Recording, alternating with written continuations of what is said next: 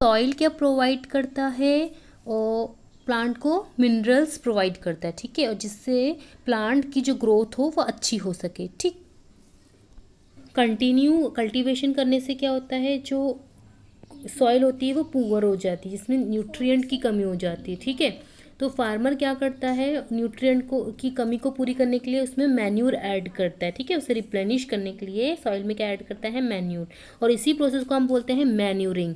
ठीक है, अगर मान लीजिए इम्प्रॉपर और इनसफिशिएंट मैन्यूरिंग रहा तो उसका रिजल्ट क्या हो सकता है, जो प्लांट होंगे या क्रॉप होगी वो वीक होगी। ठीक है, ऑर्गेनिक सब्सटेंस होता है, इट मीन्स कि वो फील्ड पे बनता है।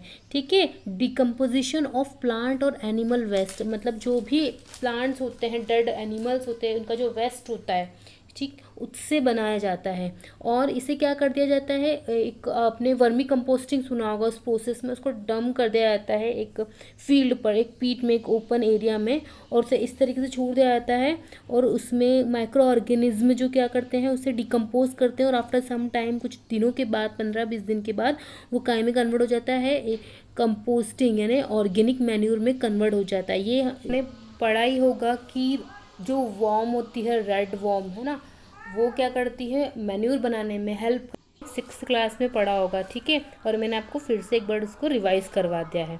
होप आपको ये समझ। बात करेंगे फर्टिलाइजर्स। ठीक है, फर्टिलाइजर्स क्या होते हैं, केमिकल होते हैं, मतलब केमिकल से बनते हैं। ठीक है, और अगर हम मेनली कहाँ बनाए जाते हैं, फैक्ट्रीज में, लैब में। ठीक है, और मैन्यूर, अगर दोनों में अगर डिफरेंस देखें तो पहला डिफरेंस ये हो कि वो ऑर्गेनिक है मैन्यूर, और ये क्या होता है, केमिकल होता है। ठीक है, इनऑर्गेनिक होते हैं। फर्टिलाइजर्स के एग्जांपल्स होते हैं जैसे यूरिया, अमोनियम, सल्फेट, ठीक है, और super phosphate, potash and nitrogen, phosphorus, potassium, NPK भी बोलते हैं हम इसको शॉर्ट फॉर्म में।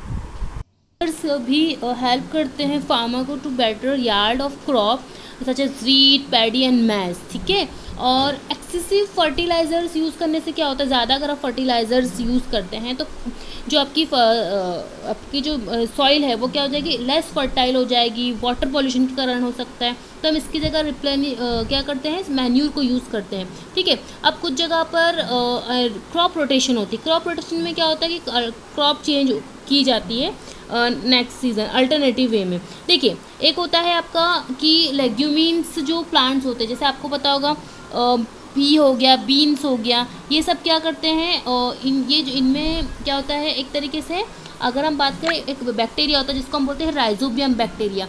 राइजोबियम बैक्टीरिया क्या करता है, जो नाइट्रोजन को फिक्स करने का काम करता है। ये नोड्यूल्स के फॉर्म में रूट में पाया जाता है, और ये क्या करता है, जो आपकी नाइट्रोजन है N2 को काय में कन्वर्ट करता है, अमोनिया में। ठीक है, इसी को हम बोलते हैं नाइट्रोजन फिक्सेशन। राइजोबियम बैक्टीरिया के बारे में सुना भी होगा। ठीक है, तो जो राइजोबियम बैक्टीरिया होते हैं, ठीक है, वो लेग्यूमिनस प्लांट के रूट नोड्यूल में रहते हैं। ठीक है, ये चीज़ ध्यान रखेंगे आप। और इसके एग्जाम्पल मैंने आपको बताया, लेग्यूमिनस जो प्लांट के एग्जाम्पल क्या क्या हो सकते हैं, पी और बीन्स। ठीक है, fertilisers and manure. Fertilisers inorganic salt होता है, और मैन्यूर क्या होता है बेटा, नेचुरल सब्सटेंस होता है। और ये कहाँ से मिलता है, डिकम्पोजिशन ऑफ कैटल डंग और प्लांट रेसिड्यू। और फर्टिलाइजर्स फैक्ट्री में बनते हैं, मैन्यूर फील्ड पर।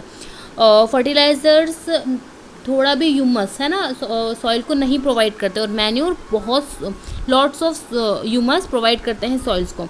उसके बाद अगर हम बात करें, fertilisers very rich in plant nutrient like nitrogen, phosphorus and potassium. Manure is relatively less rich in plant nutrient. चलिए, थैंक यू।